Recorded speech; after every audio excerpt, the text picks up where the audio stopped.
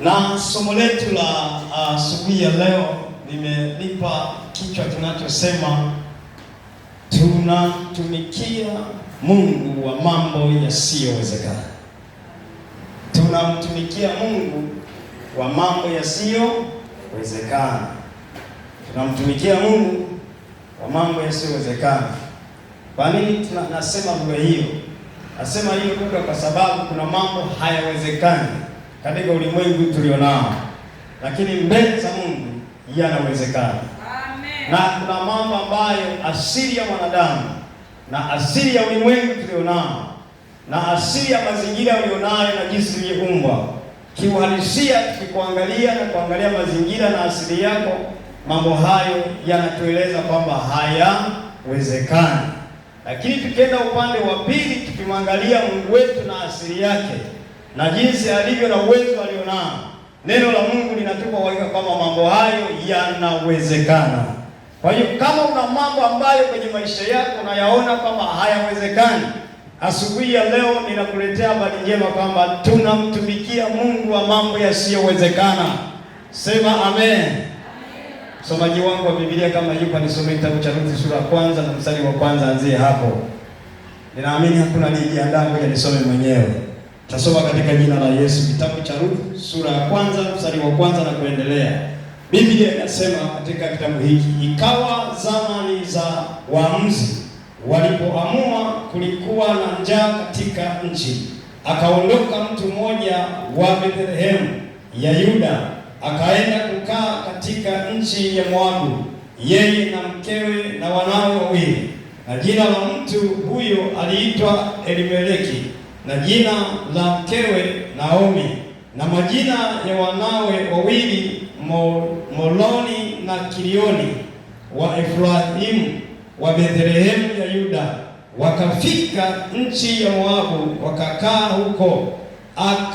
Akafa Elimeleki mmewe Naomi, na yule mwanamke akasalia na wanawe wawili, nao wakaoa wake katika wanawake wa Moabu.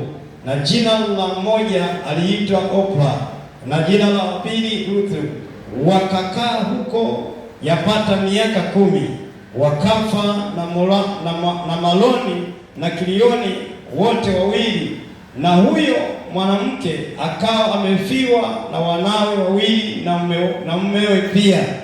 Ndipo alipoondoka yeye na wakweze ili kurudi katika nchi ya Moabu, maana huko katika nchi ya Moabu amesikia ya kwamba Bwana amewajilia watu wake na kuwapa chakula. Basi akatoka pale alipokuwapo na wakweze wawili pamoja naye, wakashika njia ili kurudi mpaka nchi ya Yuda. Kisha Naomi akawaambia wakweze wawili, nendeni sasa mkarejee kila mmoja nyumbani kwa mamaye. Bwana na awatendee mema ninyi kama ninyi mlivyo watendea mema hao waliofariki, na mimi pia. Bwana na wajalie kuona raha kila mmoja nyumbani kwa mumewe. Kisha akawabusu, nao wakapaza sauti zao wakalia, wakamwambia, la sivyo, lakini tu tarudi pamoja nawe kwa watu wako. Naye Naomi akasema, enyi wanangu, mrejee, kwani kufuatana na mimi? Je, mimi ninao watoto wa kiume tena tumboni mwangu, hata wawe waume zenu? Enyi wanangu, mrejee, endeni zenu, kwa kuwa mimi ni mzee, siwezi kupata mume tena. Kama ningesema natumainia kama ningepata mume hata usiku huu na kuzaa watoto wa kiume, je, mngesubiri hata watakapokuwa watu wazima? Mngejizuia msiwe na waume? La sivyo, wanangu, maana ni vigumu kwangu kuliko kwenu, kwa sababu mkono wa Bwana umetoka juu yangu. Nao wakapaza sauti zao wakalia tena, na Opra akambusu mkwewe, lakini Ruthu akaambatana naye. naye akasema, tazama, shemeji yako amerejea kwa watu wake na kwa Mungu wake, basi urejee wewe umfuate shemeji yako. Naye Ruthu akasema, usinisihi nikuache, nirejee nisifuatane nawe, maana wewe uendako nitakwenda, na wewe kaapo nitakaa. Watu wako watakuwa watu wangu, na Mungu wako atakuwa Mungu wangu. Pale utakapokufa nitakufa nami, na papo hapo nitazikwa. Bwana anitendee vivyo hivyo na kuzidi, ila kufa tu kutatutenga wewe nami. Basi alipomwona kuwa amekaza nia yake kufuatana naye, aliacha kusema naye. Bwana Yesu asifiwe. Tunaona kwenye maandiko haya tuliyosoma mahali hapa, tunaziona familia moja, familia ambayo ina watu wanne, na watu wanne ni baba na mama na watoto wawili. Mahali walipokuwa wanakaa katika nchi yao kulitokea njaa, na kulipotokea njaa wakaamua kukimbilia nchi nyingine, na aliyokimbia nchi ile kukimbilia Moabu, wakakuta na kule nako kuna shida ya mauti. Mauti ikawakabili familia, ikamuua baba mwenye nyumba, ikawaua baadaye na watoto wawili wa kiume ambao tayari walikuwa wameshaoa, na tayari walikuwa wanawake wao wawili ambao miaka 10 wameolewa na hawajapata watoto. Kwanza wamechelewa kupata uzazi, lakini la pili tayari waume zao wamefariki, na huyu mama mkwe wao ni mzee. Kwa maana shida imeingia ndani ya familia hii, na anapofika katika mazingira ya kufiwa na mume na kufiwa na watoto wake na kubaki na wakamana wawili, anajaribu kuwaeleza kwamba naomba mweze kurudi mlikotokea kwenye familia zenu, kwa sababu amesikia kule alikotokea chakula kimepatikana, Mungu amewatokea tena, amewapa chakula. Kwa wanaagana na hawa ndugu, anawaambia naomba mrudi kwenu. Mmoja anasema kwa kweli narudi, lakini mwingine anasema siwezi kuachana na wewe, nitaambatana na wewe. Bwana Yesu asifiwe. Tunaona vitu vingi ndani ya familia hii, tunaona vitu vingi, na somo hili ni refu, lakini nitasema kwa kifupi kwa sababu na mambo mengi mahali hapa, na mimi nimepewa muda mchache kwa ajili ya kulifungua kongamano hili, lakini nitakueleza mambo machache katika haya maneno ya Mungu ambayo tunayaona. Kwanza tunaona jaribu la mauti linaingia ndani ya huyu mama, lakini pia tunaona mama na mume wake na watoto wake wanakimbia jaribu la njaa kule walikotokea, lakini kule wanapokimbilia wanakutana majaribu mengine ya mauti ndani ya familia hii. Kwa hiyo yanakuwa ni mazingira magumu juu ya watu hawa, kufiwa na mume, kufiwa na watoto wa kiume, alafu na watoto wengine na kuna wajukuu. Sio jambo rahisi. Wewe unachokuwa unalisoma kwa mazingira ya kawaida, lakini kama ungevaa viatu ya huyu mama anaitwa Naomi, sidhani kama ungeweza kuendelea na wokovu ulionao. Lakini kwa kuwa huyu mama, huyu majaribu aliyokuwa nayo, tunapoingia kwenye maneno haya tunagundua alikuwa amekadiriwa na aina ya mazingira ambayo yanamuonyesha kwamba amefika mwisho wa maisha yake. Amina, watu wa Mungu. Leo mtu anafiwa na mume wake, anakatana kuna anasema bora nife.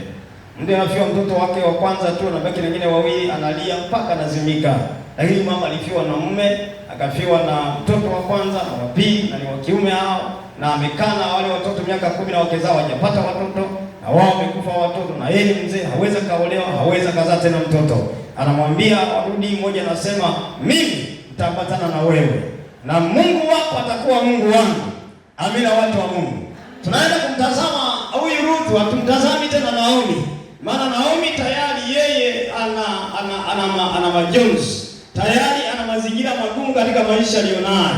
Lakini sasa tunamwona huyu dada ambaye ameolewa, ambaye mume wake amefariki, lakini anaambatana pamoja na huyu mama mkwe katika maisha yake. Nini nataka kukueleza? Nataka kueleza ni kwamba Ruth anaona Mungu wa Naomi ndani yake. Naomi anaona majaribu, Naomi anaona kataliwa na Bwana, anaona jaribu limeingia kuchukua watoto wake na kuchukua mume wake, anaona kama Mungu ameweza kumsahau. Lakini Ruth anamwona Naomi na Mungu wake ndani yake, tofauti na jinsi ambavyo Naomi anajiona. Bwana Yesu asifiwe. Nikwambie, kuna majira mengine tunapitia kwenye maisha yako, tatizo ambalo tunakutana nalo au majaribu tunakutana nayo katika maisha, tunaona kama Mungu ametukataa, tunaona kama Mungu ametusahau, tunaona kama Mungu hana uwezo. Lakini asubuhi ya leo ninakuletea habari njema kwamba yasiyowezekana katika ulimwengu tulionao. Haleluya, watu wa Mungu. Na Ruth anamwona Mungu ndani ya Naomi. Naomi anaona shida, anaona taabu, anaona jinsi anavyopitishwa kwenye taabu, kwenye majaribu. Na nikwambie, tunapopita kwenye majaribu, muda mwingine jaribu huwa linatupiga upofu, tutatuoni matendo makuu ya Mungu. Wanasema ukipitisha kwenye jaribu kama moto na unatoka kama nini, kama dhahabu, sio hivyo? Mnayaongea kwa sababu hujapita kwenye jaribu. Lakini anayepita kwenye jaribu huwezi kumwambia maneno haya kaingia kwenye akili yake. Na unapoona mtu anapita kwenye jaribu, unaweza kufikiri ni rahisi. Lakini aliyeenda kwenye jaribu ndo anayejua moto anaopitia ndani ya hilo jaribu. Sasa wanakufiwa, ukisikia watu wanafiwa pale, tunaenda kusoma neno la Mungu, tunamfariji pole, jipe moyo, tunatumaini katika Kristo. Unasema hivyo kwa sababu hujafiwa. Siku utakapofiwa, utasema sitaki hata kufarijiwa. Lakini ukiona kwa jirani na kwa ndugu yako nifikiri jambo rahisi. Lakini ikikukuta ndo unajua ugumu ulioko ndani ya hilo jaribu. Kwa hiyo tunamwona Naomi anapita kwenye jaribu, anafika sehemu anasahau kwamba yako matendo makuu ya Bwana na Mungu mwenye uwezo na nguvu ndani ya maisha yake. Ila Ruth anaona Mungu wake ndani ya Naomi. Sasa mchana wa leo na asubuhi ya leo, yawezekana unapitia kwenye jaribu. Na kweli hilo jaribu limekusahaulisha yale Mungu aliyokutendea siku za nyuma. Mchana asubuhi ya leo nakwambia hilo jaribu lisikupite upofu. Angalia matendo makuu ya Bwana yaliyopitia kwenye maisha yako siku za nyuma kabla ya jaribu hili. Bwana Yesu asifiwe. Ngoja nikwambie, ili upite kwenye jaribu kwenye maisha yako na mwingine, huwa lile jaribu unalolipitia unaliambia matendo makuu ya Bwana aliyokutendea huko nyuma. Na jaribu unapolieleza kama Bwana alitenda 1, 2, 3, lile jaribu linasikia na inajua kama mtu huyu ana uwezo wa kupita kwenye jaribu hili. Japo mimi nasema Mungu anatupa jaribu watu tunaanza kulipita kufungua milango. Lakini si rahisi kufungua hilo jaribu na mlango kauona. Na ukapotea ndani ya jaribu na usipite. Bwana Yesu asifiwe. Sasa mazingira yanaweza yakawa sababu ya wewe kukupotezea mwelekeo na hatima maisha yako. Mazingira yanaweza ni sehemu ya jaribu ambayo yanaweza kupotezea mwelekeo na hatima ya utumishi ulionao au hatima ya maisha ulionayo.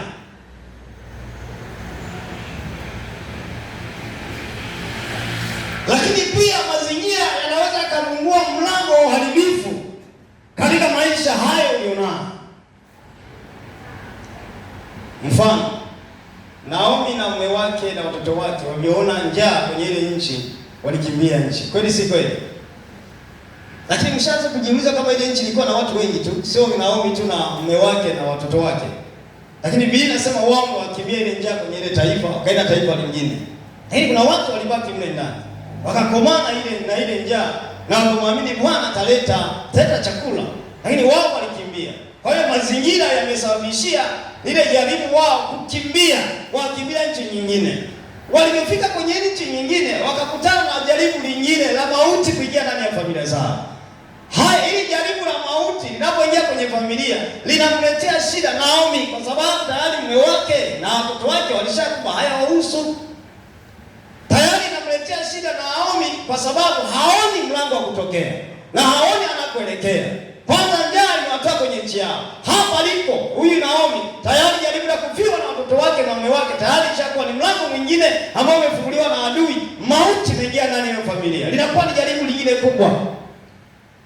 Na kwa mwingine wote majaribu haya yanatusuka, yanatufanya tuone kama Mungu hawezi, yanatufanya kama Mungu hana nguvu. Lakini ngoja nikwambie, mtu mmoja alisema hivi, kila chenye mwanzo huwa kina mwisho. Amina. Asiyekuwa na mwisho huwa ni Mungu tu peke yake ambaye hana mwanzo. Lakini vingine vyote tunavyoviona kwenye ulimwengu tulionao vina mwanzo na tena vina mwisho. Chochote unachokiona, uwe mhubiri mkubwa, ushushe moto, viwete watembee, vipofu waone, ushushe na kila chokiona ukishusha, lakini maana wewe ni mwanadamu, una mwanzo na una mwisho na utatoweka. Amina, watu wa Mungu. Sasa Naomi anaona ndani ya Ruth, anaona ndani ya Naomi, anaona ukuu wa Mungu, anakubaliana na maisha yanayoishi Naomi, na anaona Mungu aliye naye ni Mungu mwingine tofauti kabisa. Na muda mwingine kelele za mazingira, kelele za adui huwa zinachukua nafasi katika mazingira ya jaribu tunalolipitia. Adui anaanza kuhubiria kwamba mambo haya hayawezekani. Mfano Naomi, kelele za adui zilimwambia hivi, hata kama ungepata mwanaume leo ukazaa watoto wengine, hawana uwezo watoto hao kuweza kukua na kuoa kwa mwana ulionao. Anawaambia rudini kwenu, swala hili ni gumu kwangu kuliko kwenu, naomba mrudi kwenu. Lakini Ruth anamwambia hapana, mimi sirudi kwetu. Kelele zinazopiga kelele za adui ndani ya maisha ya Naomi hazipigi kelele ndani ya maisha ya Ruth. Ruth anaona ukuu wa Mungu ndani ya Naomi. Naomi anaona jaribu na kelele za adui kama hayawezekani, lakini Ruth anaona yanawezekana. Bwana Yesu asifiwe. Wakaanza safari, wakarudi katika nchi ya Naomi alikotokea. Walipofika kule kwenye kile kitabu cha Ruth sura hii ya kwanza mstari wa 19, tunasoma pale sura ile ya kwanza hiyo mstari wa 19. Biblia inasema hivyo hao wakaenda wote wawili hata walipofika Bethlehemu. Na ikawa walipofika Bethlehemu, mji ulitaharuki kwa habari zao. Nao wanawake wakasema, je, huyu ni Naomi? Akawaambia, msiniite Naomi, niiteni Mara, kwa sababu Mwenyezi Mungu amenitendea mambo machungu sana. Mimi nalitoka hali nimejaa, naye Bwana amenirudisha sina kitu. Kwani kuniita Naomi, ikiwa Bwana ameshuhudia juu yangu na Mwenyezi Mungu amenitesa? Basi Naomi akarudi pamoja na Ruthu Moabi mkwewe, ambao walirudi kutoka nchi ya Moabu, nao wakafika Bethlehemu mwanzo wa mavuno ya shairi. Bwana Yesu asifiwe. Majaribu na mazingira yapitia yanakatisha tamaa, na anaongea na adui anachukua nafasi hiyo kukuhubiria kulingana na mazingira anayoyapitia. Hapa Naomi anasema, msiniite mimi Naomi, niite mimi Mara, kwa sababu Bwana alikuwepo wakati haya yanatendeka. Bwana ameruhusu majaribu ya kufiwa na mume na kufiwa na watoto wangu. Aliona haya mateso nilionayo na majaribu yopitia, nilitoka nimejaa, nimerudi sina kitu. Haya ni maneno magumu kwa mwanamke mwenzenu. Hata tunakuja kongamano la kina mama mahali hapa, wako mama mahali hapa, mambo anayoyapitia, wakiangalia na Mungu anayemwamini, hawaamini kama Mungu anawaona, waona kama Mungu amewakataa. Lakini asubuhi ya leo nakwambia, tunaye Mungu wa mambo yasiyowezekana. Haleluya.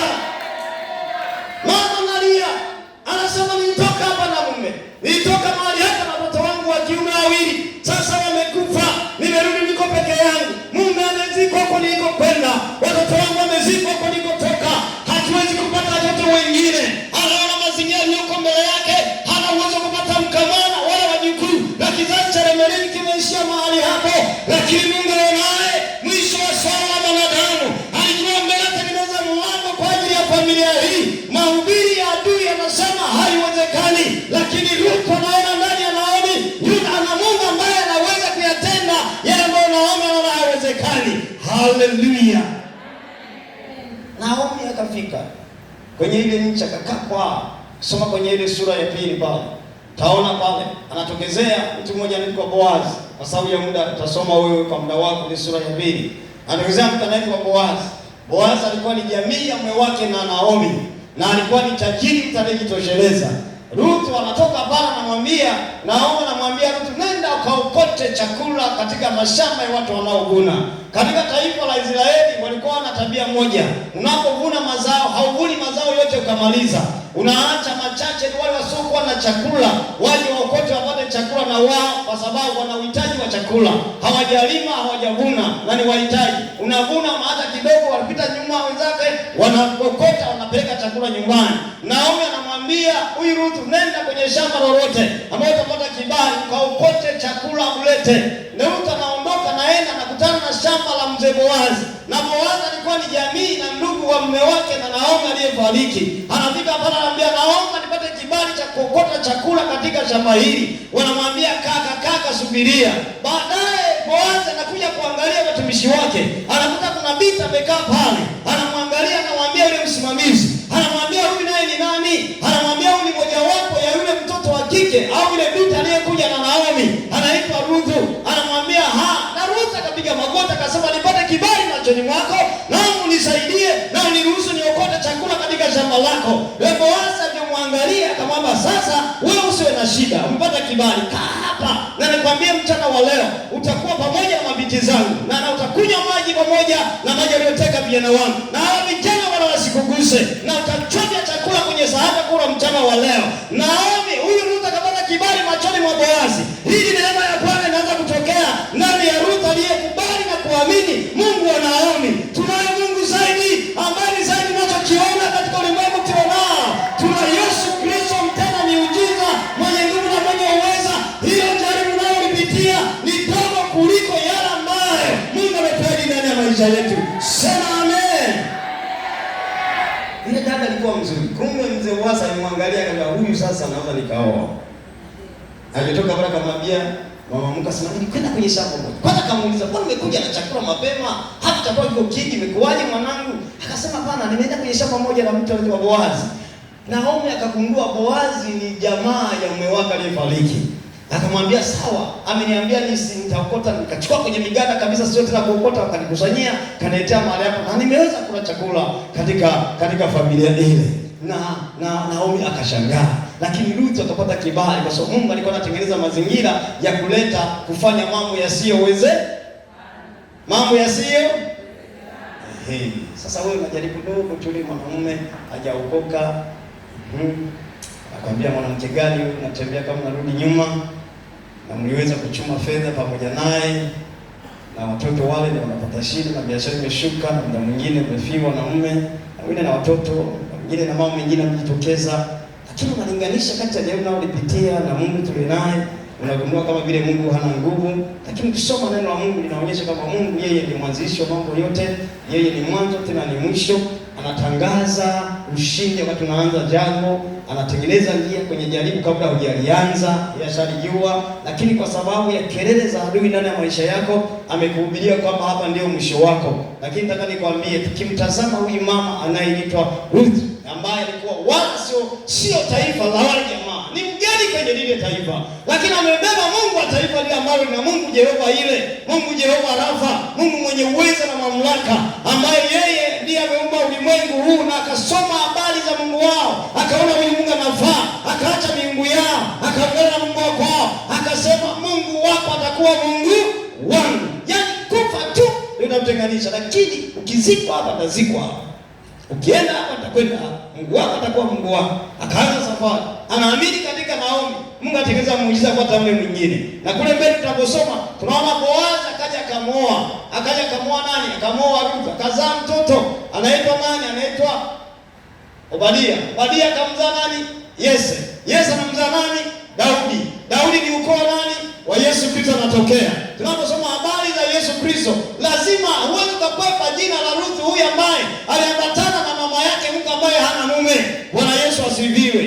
Kwa Mungu mambo yasiyowezekana kwake yanawezekana. Kwa hiyo kwetu sisi hapa jana wa leo na asubuhi ya leo, wamama najua mnatumika sana na Mungu anawatumia, na Mungu ameweka uzao wa huduma ndani yenu. Yaani kanisa lolote, idara ya wamama ikifa, mchungaji na mazingira magumu sana ya. Na huduma hiyo haiwezi kwenda mbele kirahisi. Yaani kanisani idara ya wamama ikilegalega mkatoa zawadi ndogo, mjie wanaume ndio kabisa hiyo zawadi sijui kama itaonekana, au vijana au watoto ya. Kwa sababu gani? Kwa sababu vijana ni watoto wenu ninyi. Watoto ni watoto wenu ninyi, na wanaume sisi ni watoto wenu wakubwa. Sema amina. Amen. Mke wangu yule pale. Simama kone, sikutambulisha usika nyuma cha baba. Simama kone. Kujitetea mapema jamani, vizuri sio hivyo. Kama sasa huyu akinikamata usika asema kumtambulisha au leo hakuna kula. Unafikiri mimi hapa sinaamka asubuhi na pressure tayari? Na nikiamka na pressure na uhai tena hapo jamaa. Kuna utumishi. Yaani ninyi hapa mnaweza, yaani hapa maangalizi hapa anaweza kajumishwa na huyu mama hapa, na hii mama nyenye mkaiona machungu ninyi hapa Akija hapa kangalau kama simba aliyejelewa. Wewe, kumbe kumbe ni hasira kuna chofanya na huyu mama anajua mwenyewe ya. Au akasema wewe na wewe sikutaki ya.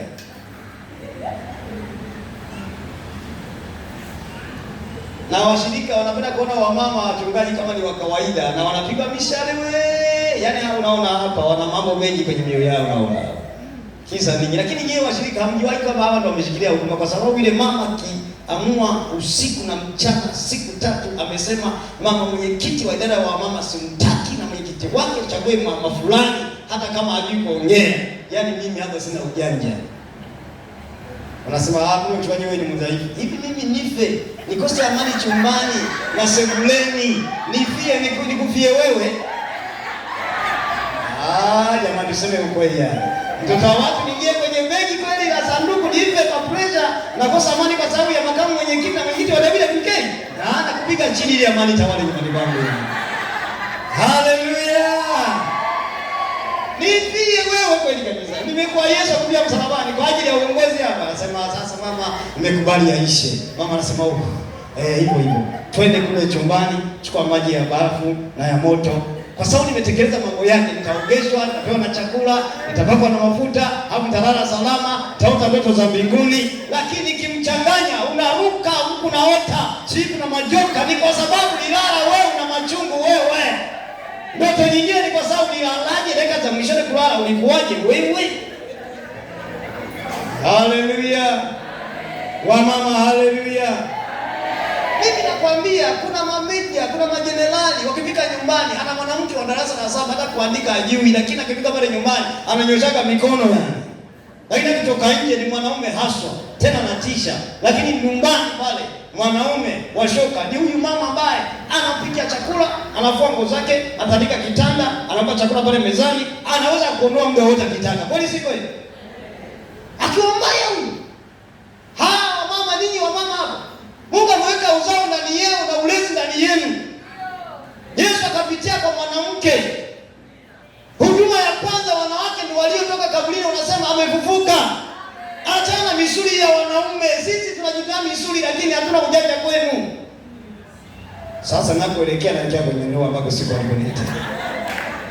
Haleluya. Kabisa. Mimi nikwambia wanaume wana pressure, wana sukari, kija kuangalia ni sadi ya maisha kule nyumbani ambayo imekamata. Akitoka barabarani kwa mkali nini, lakini kwa sababu mazingira ya shetani aliyoweka kati ya yeye na mume wake hajakaa vizuri. Unakwenda kazini ukirudi nyumbani unafikiria uliyomwacha. Na mimi nilikuwa kwenye biashara. Nilikuwa nikitoka nyumbani huyu mama tumekorofishana naye. Biashara siku hiyo haiendi yani. Nilichokuwa nakifanya kutengeneza mazingira mazuri ya kuondoka mama basi jamani hivi leo nataka chapati au nini? Ili mlada fly niondoke nikapate tena nakoelekea yani. Haleluya. Wewe kaangalia wanapofanya viburi wanasema nimesema mimi mwanaume nimesema haya ondoka sikutaki hii nyumba tumejenga taoa mwanamke mwingine. Kaangalia hatima zao wanajifanya wajanja lakini Biblia inasema usimwache mke wako ujanani mwako. Haleluya. Maana wana nguvu na Biblia inasema hatuwezi kuomba sisi Mungu atapokea maombi yetu ninyi mkizuia. Mungu aliwapendelea. Ila sasa nyinyi mnajiona wanyonge lakini Yesu wanyonge. Nyinyi ni miamba. Soma Biblia kina Samsoni walinyooshwa vizuri. Akina Samsoni anabeba geti ambalo limeleta na magreda pale kwenye mlango wa kuingia mjini lakini aliling'oa yeye mwenyewe akalitupa nje ya mji. Lakini huyo anayetishwa amani kamata mbweha 300, amani kamata vya simba akazivunja vikanya vya simba. Mbele ya mwanamke alikuwa Delila alinyoshwa akanyosha mikono juu. Wanawake haleluya. Shida yenu ninyi mnamsoma Delila kwa tabia mbaya ya kumuona kama aliweza kuminya Samsoni, lakini kwambie wewe ungekuwa Samsoni alikuwa adui wa Israeli sio hivyo? Tubadilishe basi. Yule Delila alikuwa ndo alikuwa anatetea taifa la Mungu sio hivyo? Ungekuwa kila siku hapa mnamsoma kwenye Biblia. Kweli si kweli? Tukapata mwanamke anaitwa Delila, alikuwa ni shujaa, alimuua jamaa alikuwa anatusumbua alikuwa Goliathi sio hivyo? Ila kwa sababu alimuua ndugu yenu wa imani, mnaona kama ni mbaya. Basi chukueni hata tabia zake njema za kumcontrol yule baba pale nyumbani basi. Pigeni makofi basi. Kwani wanaume na shida basi ni ninyi tu. Kama nyinyi mnyopendeza leo, maana wote hapa kama mwali tafikiri watoto wa darasa la 7 na form 6 na chuo mwaka wa kwanza.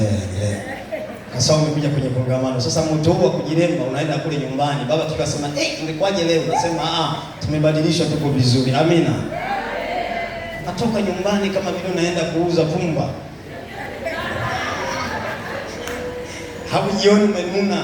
Na mimi sijajua ni kwa nini nyinyi wamama tukitoka kwenye shughuli zetu tunataka tufike tuwasalimie, jamani mnaendeleaje? Hamjambo. Akifika kipitiza chumbani na sebuleni anasema amekuja amenuna, atakuwa na mwanamke mwingine, imekuaje? Wewe unatakiwa umpetipete, mwambie baba karibu, kapei.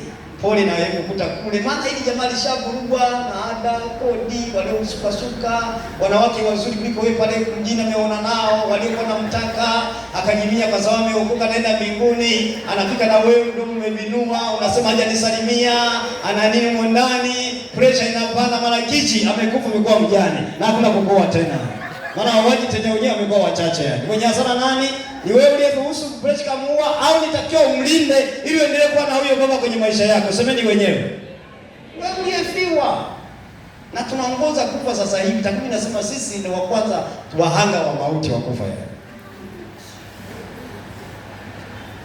Mimi mwenyewe hapa nimenizulika. Ila si kwa sababu ya kulisha yule mama.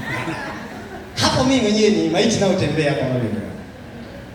Yaani kipindi nakuja kuwafundisha hapa katikati mwezi wa 4 hapa wa 5, mimi tayari nishakwenda zetu mlango mbinguni. Nishamwacha yule mama. Sasa nimekuwa tie jina walivyo na katiba yao nzuri. Sasa kanisani kwangu miezi 3 nakaribia mama Neema, mchungaji mwenzangu kwenye kanisa. Mchungaji kiongozi tunateta naye kwa sababu na mama Kangalawe hapa na kanisa kule. Tie jina nasema ukifa tu miezi 3 unaita mchungaji mwingine pale. Kwa hiyo hata mimi mwezi wa 5 na wa 6 wasabu geisha ungeleta kijana mwingine pale ameweza digrii yake ya pili pale Dodoma, hapo angelikuza yule mama angeweka pembeni, mama angekuwa analia bila kukosa mume, kunyang'anywa kanisa, maisha yatakwendaje? Hakuna kusema peti, hakuna kwenda chips na mayai, hakuna kusema umependeza, alikwenda kakarudi, yote amekuwa amefia hapo. Ila mimi mwenzangu nimekaa zangu mbinguni, nimesahau kila kitu, yeye ndo anabaka anateseka na watoto wake. Na niwaambie ukifa ukumbuke, kwa sababu mimi labda niwape ushuhuda. Mimi nilipata ajali mwezi wa 5, mwezi wa 4 tarehe 30. Naenda Mlandizi kuchukua mtu ambaye alikuwa ni mgonjwa nimpeleke Mwananyamala kwa ajili ya operation. Na yule mtu wakati naenda kumchukua ndio nikapata ajali ya kugonga pale Mlandizi na pikipiki. Nikarushwa na pikipiki kwa mimi nimekaa nyuma, mwanangu alikuwa chuoni mwaka wa pili sasa, pale Mwalimu Nyerere, amekaa mbele yangu. Tulivyorushwa kamgonga yule mtu wa bodaboda aliyekaa katikati ya barabara. Yaani sisi tunapita katikati ya barabara, anakatisha mbele ya barabara. Mbele yetu ndio bodaboda mwingine, tukamgonga. Tulivyomgonga tulirushwa, mimi nirushwa kama juu ya hiyo feno hiyo pale juu. Hapa tunarushwa, huyu dereva alikuwa ametubeba sisi, alimgonga yule dereva wa pili. Yule dereva wa pili akaanguka, pikipiki yake ikapindi kamwongea juu yule tule mgonga. Na yule wa kwangu na akamkia juu ile pikipiki yake. Yule kijana wangu akamkia upande wa pili. Mimi nikarushwa juu. Kijana wangu anasimama, anaangalia, anaona babake ndo anafika chini. Unaona umbali yuko rushwa kule juu. Na mimi ni kati huyu mama yuko nyuma yetu kama mita 10, anafika pale ndo anagundua ile mshindo ni pale, ni vumbi, ni moshi, kumbe ni sisi tulioanguka. Na mimi niligundua niko kule juu kama wale wataona yale michezo ya Olimpiki. Kama mnaangalia mchezo wa Olimpiki ule mpira na nini, kuna Olimpiki pale. Msikuwa na TV mnaangalia tu Pedo TV tu basi, kama dunia mwijui yani. Acheni hizo habari hizo. Hamjui Ronaldo, hamjui Messi, hamjui na nani, Mbappe hamjui. Umekaa tu ni haleluya haleluya. Kwa nini mbinguni hapa? Angalia vitu vingine upate kujifunza. Amina. Haleluya. Ili kama kuna mtu mmoja anaitwa Mbappe, anaweza kukimbia kama mshale na akafunga goli. Na wewe unajua kwamba naweza nikawa kama Mbappe kwenye maombi. Naweza kama Mbappe kwenye kuhubiri neno la Mungu. Naweza kama Mbappe katika kumtikiza shetani kwa nguvu zangu zote. Haleluya. Mabaya tunajifunza mema ndani yake. Haleluya, haleluya. Ni Upendo TV, sijui ni Upendo nini, ni mzee wa upako umejaa haleluya. ndani yako, haujajua kama kuna ujanja mwingine unatumika duniani. Umekaa toka hapo Mbezi, hata hujui dunia kwendaje. Hapa mlipo hamjui hata bajeti kama ilipita jana na imekwendaje. Ni kulalamika tu mafuta yamepanda. Hata Mama Samia hana mafuta, anatoka kule Israeli na Marekani wametikisa dunia, kajaribu wanauza biashara yao ili si tuteseke. Na mkakati wa dunia ni kwamba watu 15% watawale dunia. Ila wewe mbona unalalamika? Pambana, ijue dunia. Mwambie Yesu, katika magumu haya lazima nipite. Haleluya. Fungua fahamu. Wewe dunia kwendaje? Nikarushwa sasa nilifika kule juu na kwenda chini. Nikajiona sawa wale wa Olympic, kuna watu wanarukaka kwenye kunde fulani hivi. Huwa naangalia wakiruka hivi ile miguu gusa ule mwamba wa hapa. Wewe ona mkia kwenye magodoro kwa kweli wanadunda waomeaje. Sasa ule mwamba akiruka ile miguu gusa isiwamuka ili hapa, ina maana ameshinda yule mrukaji. Kona mimi nikajiona niko juu na kwenda juu, alafu kichwa kiko chini, miguu iko juu. Nikakumbuka mchezo wa Olympic kule. Kwa niko juu sasa, hapa kichwa hiki hakina kazi. Na ukivunjika kichwa, damu zikavilia kwenye ubongo, usipokufa na paralyze moja kwa moja. Kwa hiyo nikakumbuka hapa, na nikipona nitatembelea wheelchair. Kanisa tena hapo hakuna, huduma tena hakuna. Watoto nawaangalia kama vile siwaoni. Kabla sijafika chini sasa hapo katikati, nilisema yes. Neno Yesu. Nikakata fahamu, niliondoka sijui, nilikuta niko upande wa pili, nimedondoshwa na shikiliwa na kile kijana wangu. Kuja kuangalia nimekatika mfupa wa hapa wa kushoto. Umekatika na umepishana huko hivi. Sio kutafuta, umepishana kabisa. Kichi umepishana. Peleka pale mlandizi wasema huyu kavunjika sana, tufai pelekeni Tumbi. Nikapigwa rufaa kwenda Tumbi. Nikafika sasa mfupa umekatika kweli, inabidi nifanyie operation wekee chuma. Daktari kaniuliza, wewe unafanya kazi gani? Nikamwambia mimi ni mchungaji na mtumikia Jehova wa mambo yasiyowezekana. Akaniambia kwa ajili yako wewe utakiwa kuinuka na utakiwa uvunjike kichwa chako, na leo tusingekuwepo mahali hapa. Ni maajabu kuna kichwa kiko juu, bega liko chini na kuvunjika bega, hapo sijakwaruzika sehemu yoyote zaidi ya hapo.